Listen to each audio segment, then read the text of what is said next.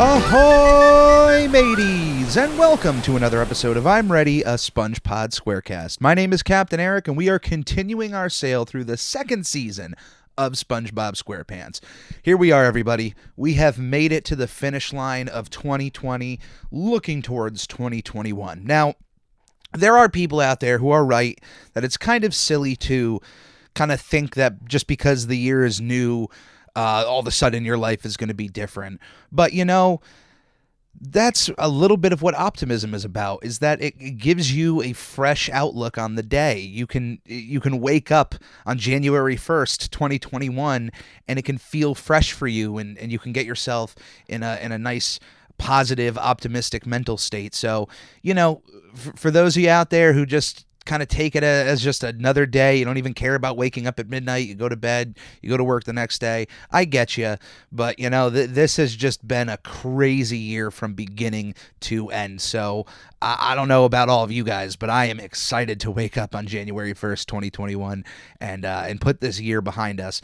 In terms of the negatives, there has been absolutely an abundance amount of negatives this year, but even with the amount of negative experiences and negative things that may have happened to you in 2020, you always have to be optimistic and look at the positives and appreciate the positives when they present themselves, because life is just too short to just dwell on all the negatives in your life. Be grateful for the friends you have, for the job you may still have, especially after this year, for the family you have, for the people in your life that care, and take that and move that forward with you into the new year, and hopefully things work out for all of us in 2021. I know that many things are going to be expanding on my end in 2021 because this was a big year for the podcast. It was, I think, pretty much the first year in which I released an episode once every week.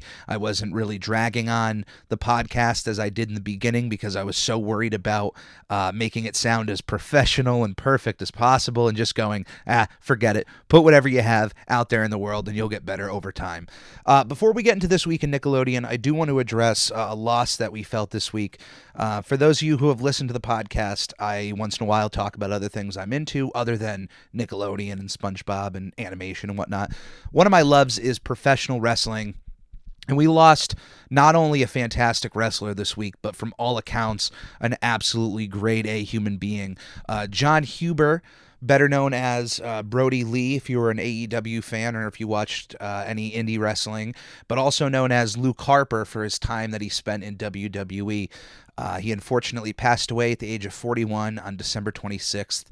And I have never in my life seen so much of an outpour from the wrestling industry on a wrestler who passed away too young.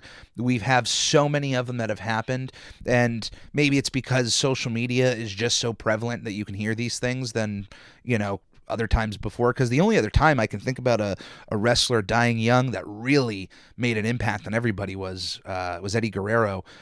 And social media wasn't as big as it is now when Eddie Guerrero unfortunately passed away. But when I got back into watching wrestling in 2010, 2011 is when it was really cemented. There were not many names that were wrestling that I didn't know of previously that I at least heard in passing. When I wasn't watching it, I still somewhat paid attention. At least I was not kind of like so blocked off that I wasn't aware of John Cena or Batista or, you know, other guys like CM Punk and Dolph Ziggler who started when I stopped watching wrestling. I was aware of them. The first names that were like new to me, completely new, were that of the Wyatt family, made up of Bray Wyatt and his cohorts, or his brothers, his family, Eric Rowan and Luke Harper. And the second I looked at Luke Harper, this guy is, how tall is he? He's 6'5", and he's 275 pounds, and he's like a cat in the middle of the ring. There was nobody his size that moved like that, and I found him completely underrated, and I was confused as to why they weren't doing more with him. He felt good with the Wyatt family, but there was these certain points over the course of, almost 10 years with the Wyatt family that they kind of broke him apart or gave Luke Harper a moment to shine on his own, and they never went further with that, unfortunately. And I've just always been a fan of him. It was nice to see him succeed so well in All Elite Wrestling, because he left WWE last year, debuted with All Elite Wrestling this year, and was taken seriously. And just look at the work he left behind, especially with his character, and all of the work he did behind the scenes with his character.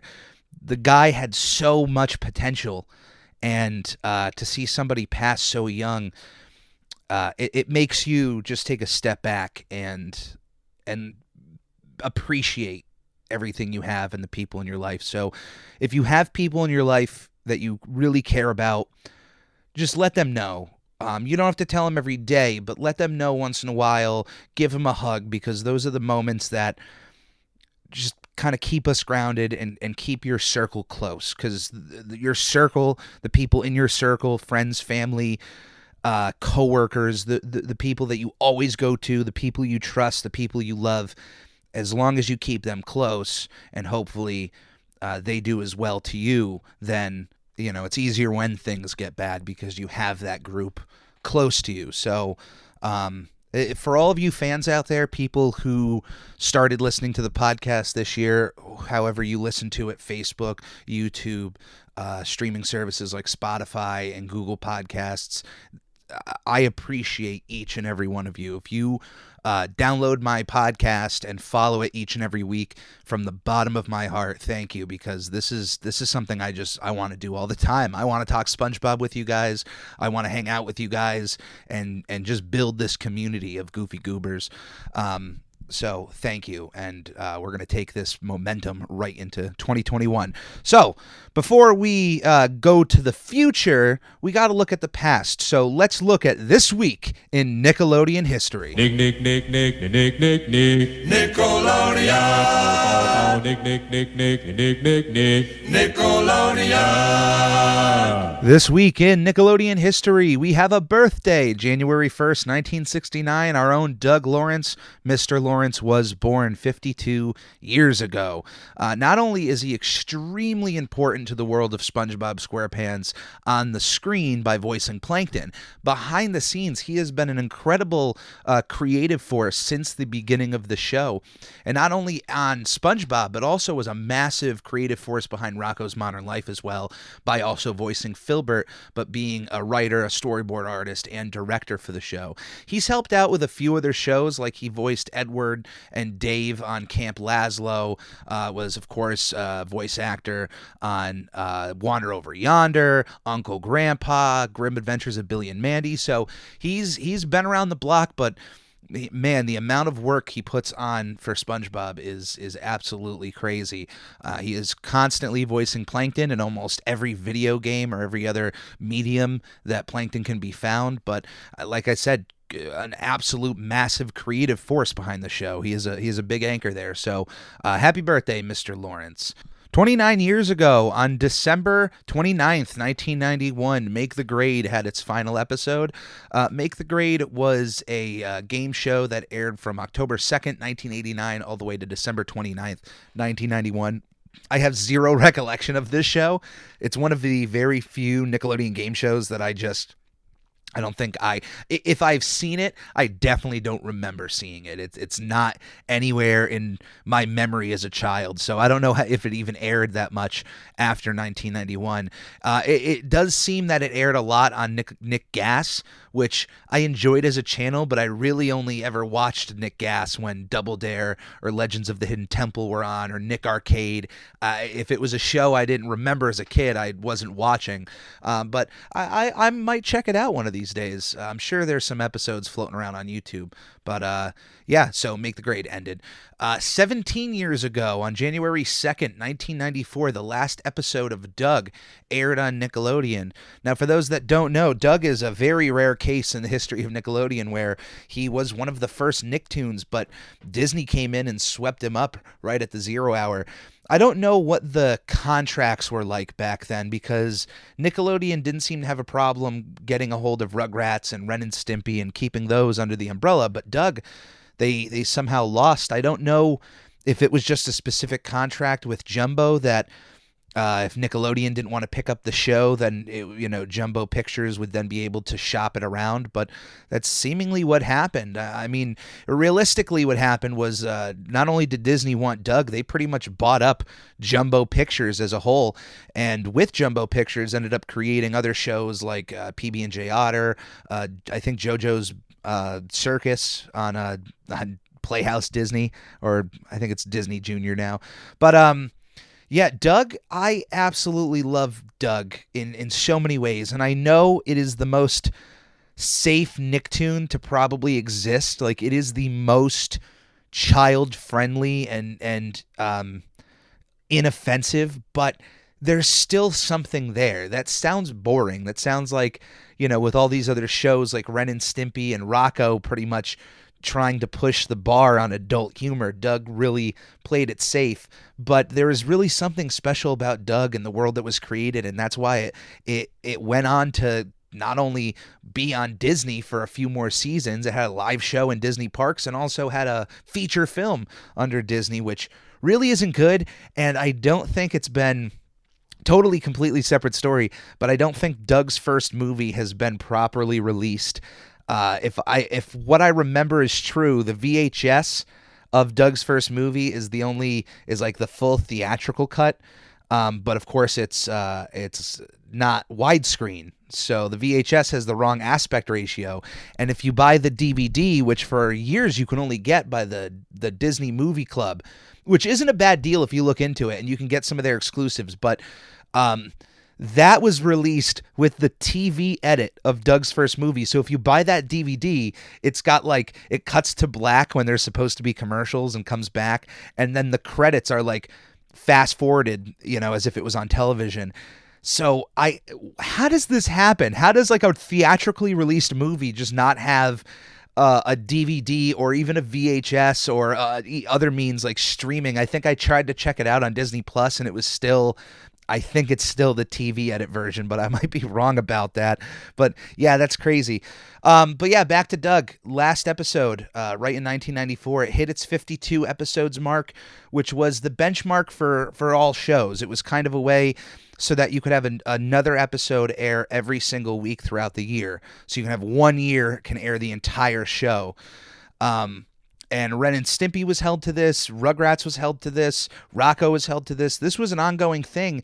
Rugrats, though, was the first one to then be brought back into production to go beyond 52 episodes. Anything about the history goes into the fact that somehow Rugrats got into this weird airing schedule that it was airing more throughout the day, and it was just gaining so many fans that Nickelodeon had no choice but to go back to the well. But the last episode that aired of the Disney, not the Disney version, the Nickelodeon version, was an episode called Doug Graduates, in which they graduate from Bluffington School, and then Doug's Bad Trip, which is a summer episode for the show to kind of end on. When it was brought back, Doug and his friends ended up going to BB Bluff Middle School, and honestly is just not a good revival. I don't know what happened. A lot of the creative force continued on with the show, but for some reason, it really didn't click those same, check mark boxes that you would want in a revival of Doug. And I don't know, it's just sad to see it kind of, I wouldn't say nosedive, because there are some quality moments in the Disney show, but if you've never seen the Disney version, do yourself a favor, get Disney Plus, check it out. But by all means, the Nickelodeon version is far superior for so many ways. But let's move on. 11 years ago, on December 20th, the final episode of Random Cartoons aired on Nickelodeon. For those that don't remember Random Cartoons, it's actually the second venture between Nickelodeon and Frederator Incorporated, showing pilot episodes of cartoons on the air. Oh Yeah Cartoons is well known because growing up at the time, there were a few shorts that ended up becoming episodes, actual shows on Nickelodeon, including The Fairly Odd Parents, My Life as a Teenage Robot, and Chalk Zone, all came from shorts that aired on Oh Yeah Cartoons. Random Cartoons aired on Nicktoons Network and aired from 2008 to 2009. It was just 1 year with 13 episodes, but 39 segments, so 39 different cartoons from different creators aired on this. Now, it is notable, just like Oh Yeah Cartoons spawned a few shows on Nickelodeon, this one only spawned one on Nickelodeon, but two other big, massive shows actually debuted here, including the two shows created by Pendleton Ward, The Bravest Warriors and Adventure Time. That is right, everybody. At one point, Adventure Time was almost in the hands of Nickelodeon, and they passed on that. Now, it's not the first massive show that Nickelodeon passed on. They also passed on Phineas and Ferb, which then, when landing on Disney, became a massive hit. And just like with Adventure Time, Nickelodeon didn't pick it up as a show, and it ended up being picked up by Cartoon Network as a full series on April 5th, 2010, and of course became one of their biggest shows of the time. It kind of brought a new Renaissance era into Cartoon Network there. Adventure Time was the face of that. So it's crazy to think that at one point in time, Finn and Jake could have been Nicktoons if Nickelodeon just went forward with it. I don't know if it would have had the same longevity as it did on Cartoon Network, but to think what the future could have been. The Bravest Warriors also aired on this, but of course, I don't think that was picked up by any massive network. I think that was done in accordance with Verve, although they may have only been behind like a season or two, but 4 seasons of The Bravest Warriors have been made.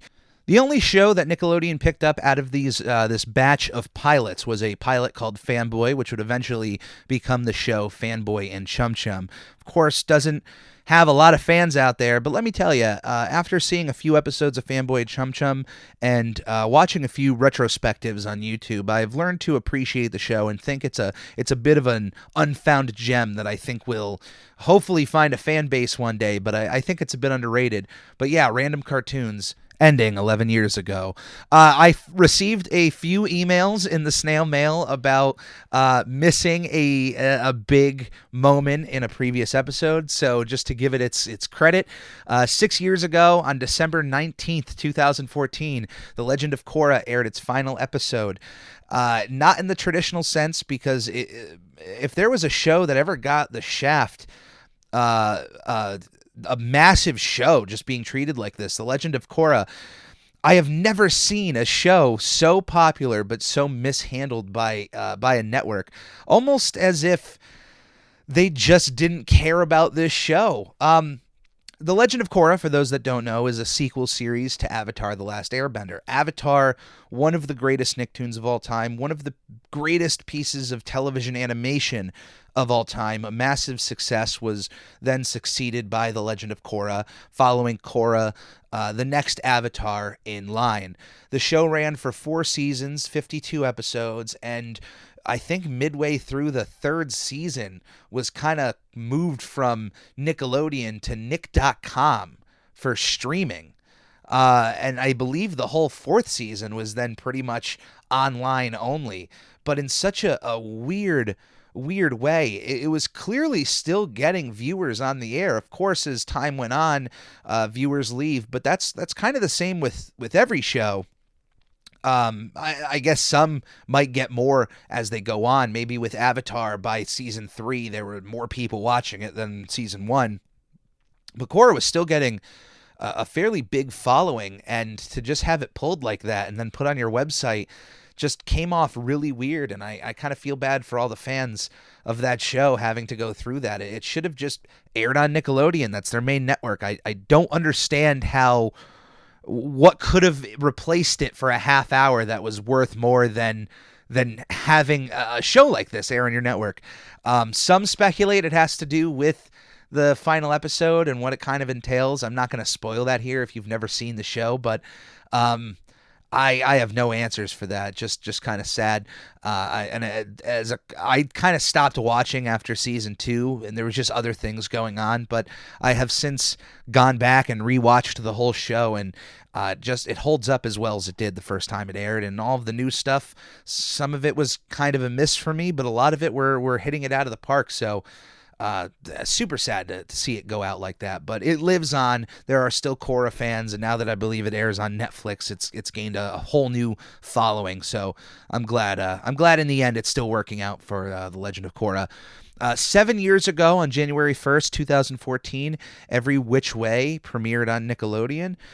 4 seasons of this show, 85 episodes, clearly a massive hit. I have not seen a single episode of the show, but it seems to have its fans out there, so I hope you enjoyed that show. And 3 years ago, on December 29th, 2017, Harvey Beaks aired its final episode on Nicktoons. This was a show I was excited to see at first because it was created by one of my favorite creators of the time, C.H. Greenblatt. I absolutely adored Chowder and thought that it was kind of given a raw deal with Cartoon Network. It kind of missed the boat.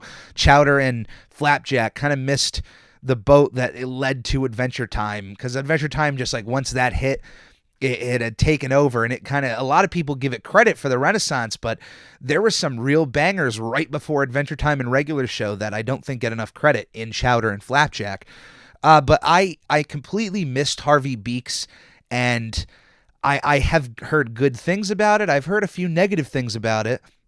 But this is another show that got hit with the dreaded Nicktoons move. It just seems like if a Nickelodeon show doesn't hit within its first season, it gets kind of just moved over to Nicktoons, where it just dies a very slow death. It finishes out its airing of its episodes, but when you get moved over to that network, I mean, yes, there should be shows on Nicktoons Network that are kind of exclusive to get people to watch the channel, but it's completely unfair that the main Nickelodeon channel just gets overrun with reruns of SpongeBob, and these other shows don't get a chance to naturally grow like SpongeBob did, like every other popular show did. It's kind of like if you don't start out with a bang, you're gonna die out a whimper on Nicktoons. But I do, once I am a part of a streaming service that has RV Beaks available, I will check it out, and who knows, maybe we'll talk about it in the future of this show. But that is everything that happened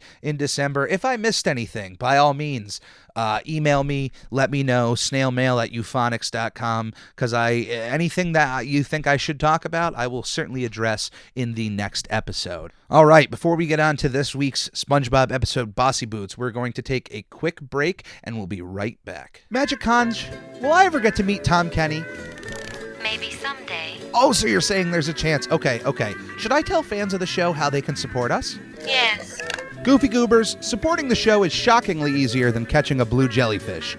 Right from our anchor page, anchor.fm/SpongePod, you can find links to all of our social media and a support button if you happen to have a few extra clams. Also follow us on twitch.tv/SpongeBobPodcast, where it's not only the official home to our sister show, Video Bob Game Pants, it's also where I stream live drawings of various Nickelodeon characters and host the opportunity for commissions and giveaways.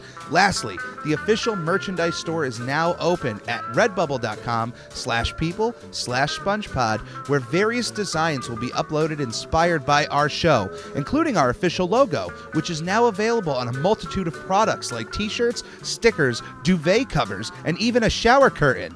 This is a podcast by a fan, for fans, and will always be fan-driven. Any way you see fit on supporting our show is much appreciated. Thank you, and enjoy. 2,000 years later. All right, here we have the episode Bossy Boots. It is the second part of the 22nd episode of SpongeBob SquarePants and first aired on October 26th, 2000. This is still an absolutely wonderful episode of Season 2, but in my opinion, it's the first episode that really didn't keep this upwards trend of quality. We had these first 3 absolute bangers of Season 2, and this one is still really good, but I feel like it was the first slight dip in quality, in writing.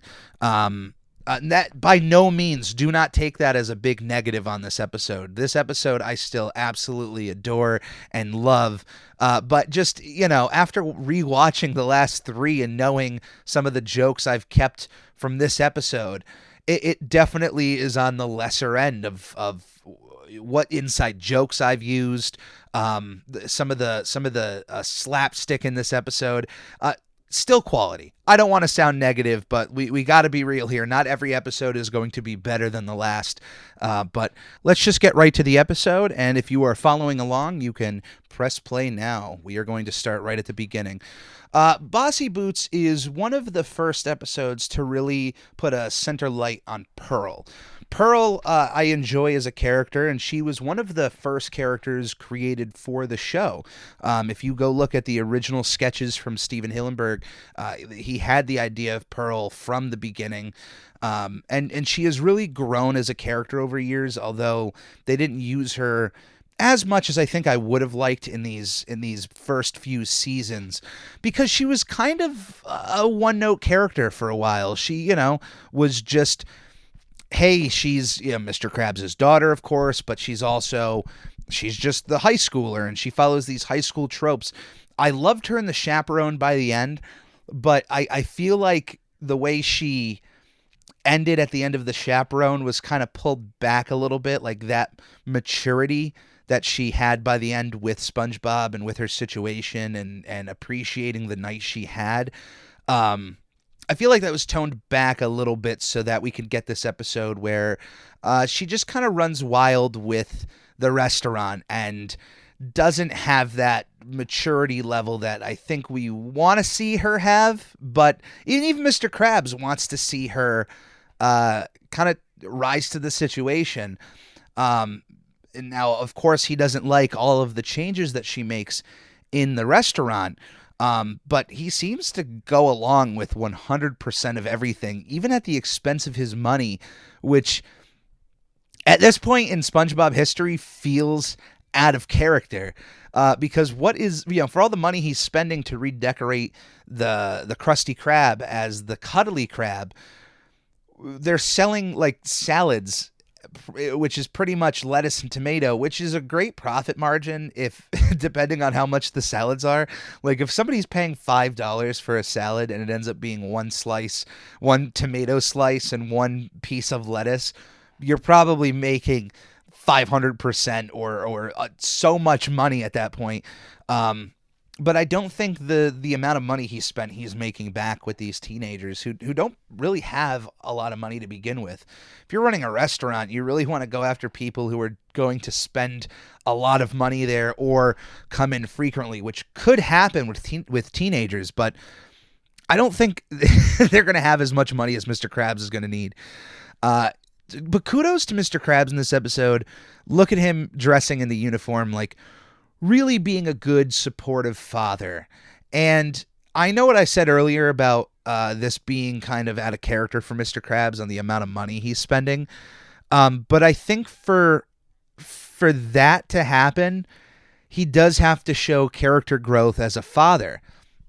And Mr. Krabs has always been a really supportive father of Pearl. It's always been nice to see. He is a greedy crab, and he can even be greedy towards his daughter, especially with her birthdays and whatnot.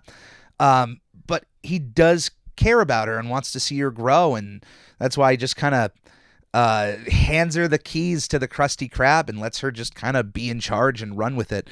I like some of her changes. I mean, the kind of the beanbag chairs and whatnot are great. But they're renaming the Krusty Krab here. I absolutely, the one thing now looking at it, the one thing I really love about this episode, I love their uniforms. One of my favorite paintings I've made is of Squidward. Somebody wanted a Squidward painting, and I wanted an up-close shot of Squidward, but I also wanted this grumpy look on him, so I ended up painting him in the Cuddly Crab uniform, and I forgot who I gifted that to, but it's one of my favorite paintings I've ever done. I think my brother might have had that one.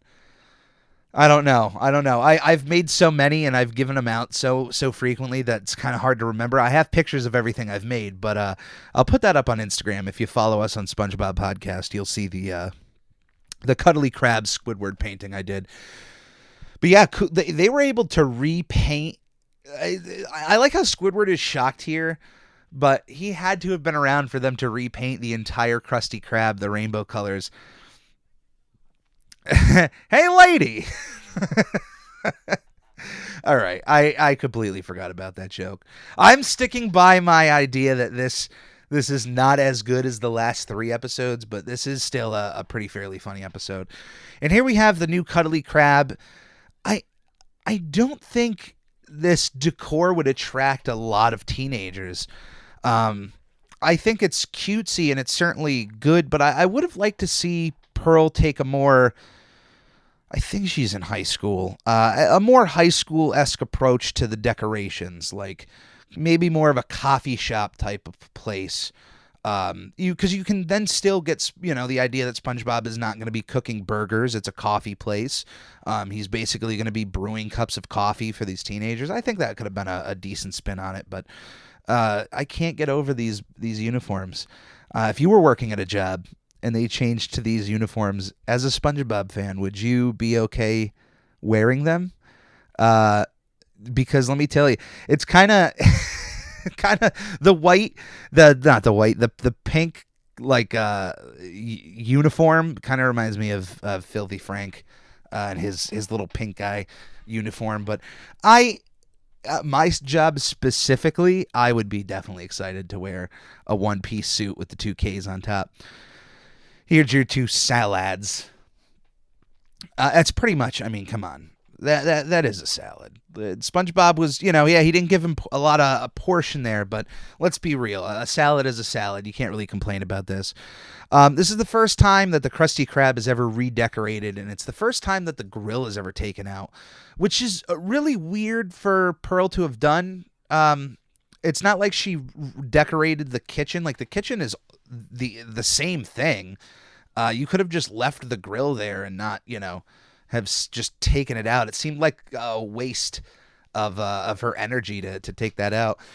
Out of all the list of names that they talked about for the rename the Krusty Krab, with the Cutie Crab, Kooky, Chaotic, Kissy, King, Candy, Cool, Cowboy, Curly, Creepy, Killer, Cuddly.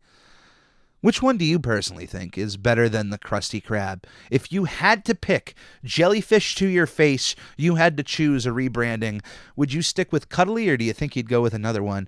I think the King Crab would have been a decent rename of the place. Although with a name like the King Crab, you would probably assume they're serving crab, which has been a theory of what the Krabby Patty is, that it's somehow crab meat. I think I've said it on the show before. I always liked binging with Babish's idea of what the secret formula is, and that it's just MSG added to whatever meat they make the burgers with, because MSG is a very addictive substance, which would then give reason to why the Krabby Patty becomes so addictive. But, here we have, Mr. Krabs even, I know that SpongeBob eventually gets him to push to kind of admit that he's really unhappy with the changes made in the Krusty Krab. He redecorated his whole office to this decor.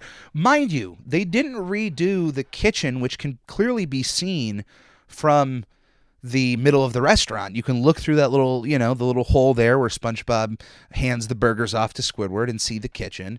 Why would Mr. Krabs' office need to be rearranged? And personally, if I owned a restaurant and I was going to let somebody else redecorate the whole place, if I'm still working there and I'm still running the place, I'm going to keep my office the way I like my office. I wouldn't redecorate it for the sake of matching whatever the decor of the restaurant is. So once again, just kudos to Mr. Krabs in the father department, but certainly in the money department, there's no way that he could have bounced back. Now, eventually he does with what he does with all those decorations, which super appropriate for SpongeBob. But here we have this really nice ending where SpongeBob is forced to fire Pearl from her position at the Krusty Krab, and having to then go and do that, Pearl admits that she just doesn't even want to be in the job. It's a win-win situation because Pearl gets a way out and SpongeBob can then appear to, be able to fire her right in front of Mr. Krabs, or at least through a doorway. So it's a really nice situation here. I think it's adorable that Pearl only came in and only put all these changes through and only went through all of this because she wanted to make her dad happy. She wanted to do something, but she doesn't really want to be a part of this. She wants to go and hang out. It's kind of cool. I think I would have rather liked seeing Pearl work at the Krusty Krab on the same level as SpongeBob and Squidward. Hey, it's the summertime. I'm going to give my daughter a job. You train her to work the grill. Squidward, you train her to work the front. And that's where, the story unfolds, is Pearl trying to work at the Krusty Krab. I think the whole redecoration and rebranding thing, as I said earlier, it works for what it is, but I think they could have found other stories to tell with Pearl working at the Krusty Krab other than just having keys to the kingdom. Now, the ironic thing is, now that Pearl isn't working, where is she getting the money for the mall? Maybe she has an allowance with Mr. Krabs, but I can't imagine like $1 a week being that much. Maybe she saves it. She gets $52 a year. That's her allowance. But I also feel like that's a lot for Mr. Krabs. Maybe he gives her like a penny or a quarter every week. But so it's like all a 1 year salary that SpongeBob gives him for all of the decorations of the cuddly crab, and he just coats the inside of his house with all that stuff. I feel like he would share it with Patrick. And maybe he does, because there is a lot missing that's not in his house. Yeah, 1 year's salary. That's insane. Now, I don't know how much SpongeBob makes at the Krusty Krab. We've seen even like his raises being like a nickel or a dime. How much is he making a year for all of that stuff? I don't know. I guess you'd have to look at what an average fry cook makes a year. But we're thinking of thousands of dollars. I can't imagine. Mr. Krabs should have just gone to Five Below for all the decorations, because they'd have a lot of cutesy decorations that match what Pearl does, and not have to spend an arm and a leg for cuddly crab beanbag chairs for the tables, even though I like those. But that was Bossy Boots.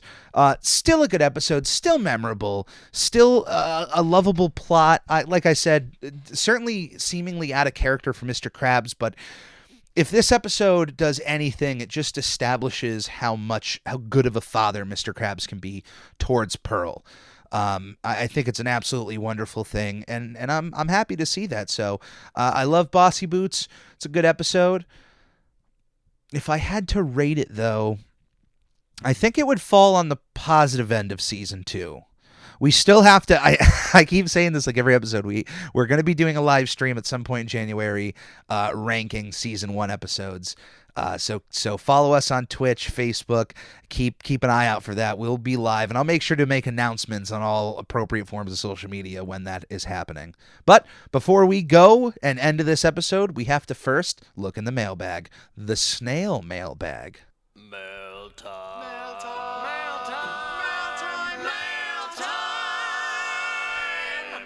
All right, welcome to the Snail Mailbag. You can also be a part of the Snail Mailbag if you send me some snail mail. Snailmail at euphonics.com, UFONYX.com. Send me your questions, your comments, your concerns, cute anecdotes. If you want to show off a SpongeBob collectible you purchased, I love interacting with you guys, so send me your questions, your inquiries, and it helps out the show a great deal. I got one question this week from somebody who wished to remain anonymous, but they did want to give a shout out to the Goofy Goober Facebook group, which I am also a part of. So if you don't know, there is an official SpongeBob fan group on Facebook. Just search Goofy Goobers. It should be one of the first thing that pops up. But this fan, member of the Ready Crew, goes on to ask, "Hey, Captain Eric, what were your initial thoughts at hearing Camp Coral was going to be a spin-off of SpongeBob? I know you've mentioned that you're not going to talk really about the show until you see it, but what were your initial thoughts at the announcement?" I've kind of... I was indifferent, to be completely honest. I don't want to sugarcoat it. It was weird to finally hear that a SpongeBob spinoff was going to be happening because of how long it was on the air. And I didn't... There was, of course, a lot of news going around of Steven Hillenburg having this dislike of SpongeBob spinoffs and, how it was announced right after his passing. At first glance, when you first hear that as a fan, you're disgusted. But when you look into it a little bit more, Steven Hillenburg made a joke years earlier that they were eventually going to make SpongeBob babies, and he even said, like, the second that happens, I'm gone. I'm indifferent to it. From some people who worked with Steven, they said, he hated the idea of spinoffs. He didn't think SpongeBob needed any sort of spinoffs. But you also had people who came out and said he was well aware that the show was going to be made. And of course, he did help out with the third SpongeBob movie, Sponge on the Run, which heavily has a lot of scenes that take place at Camp Coral.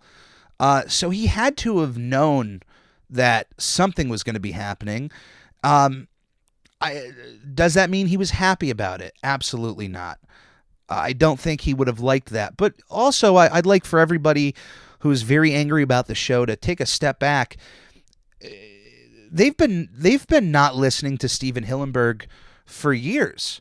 Steven wanted the show to end after the first movie, and of course, when they continued the show at season 4, he stepped away from the show. So it's not like this is a new thing where they are taking SpongeBob in a direction that the original creator didn't like. But, it would be one thing if he never stepped foot in Nickelodeon again to work on SpongeBob, but he did. He did come back to work not only on the second movie, but came to assist with the show as well. And if it took him a few years to then want to go back and assist in some way, I think the idea of SpongeBob continuing, he may have had a change of heart on. And I feel like, depending on the quality of the show, maybe he would change his opinion on spinoffs too. Now, I'm not pro Camp Coral. I find it, like, the one thing that really upsets me is the difference in like the naming. Like, Camp Coral in the SpongeBob movie is named different and the characters are designed differently, even though they're based off of that scene. That bothers me a great deal. And of course, the animation that we just saw in the promo was certainly not a good starting point. Although we've been told by people who work on the show that was not finished animation that was shown. I'm still going to withhold like full complete judgment until I see it. But yeah, when I first heard that announcement, it wasn't like I was jumping for joy. I thought there was already so much SpongeBob and reruns on TV that it's just kind of overkill. That's why when I then heard that it was going to be a Paramount Plus exclusive, I was kind of giving that a thumbs up because I thought that would be the most appropriate place. Like, take it off of the airways. Don't air Camp Coral on Nickelodeon. Just keep it as a Paramount Plus exclusive, because then it feels at least a little... And maybe it just, for me, comes off a little bit less negative if it was specifically for the streaming service. But since it is then airing on Nickelodeon, I think that's more of a mistake than anything else. But we'll see. But yeah, first thoughts on the show: indifferent, not really happy, but not really like as angry as a lot of people. But I'll get more into that once the show airs, and I'll go through an entire history of the show and how it came to be. But that is this week for the Squarecast. Thank you for all of the fans that have jumped aboard through 2020. We're going to take this ship and we're going to build on top of it. We're going to build this absolutely wonderful vessel moving forward through 2021 into 2022. But before we even get that far, we have a whole other year to get through. So thank you for all the fans. Thank you for listening to this show. Please let other people know that it exists. Follow us on all kinds of social media. Follow us on Twitch, Facebook, YouTube. And if there's any way you can help the show that you see fit, by all means, I am the first one that will thank you for it. So cheers to 2020, good riddance 2020, and on to 2021. Have a good New Year's, everybody, and I'll see you next year. I'm ready!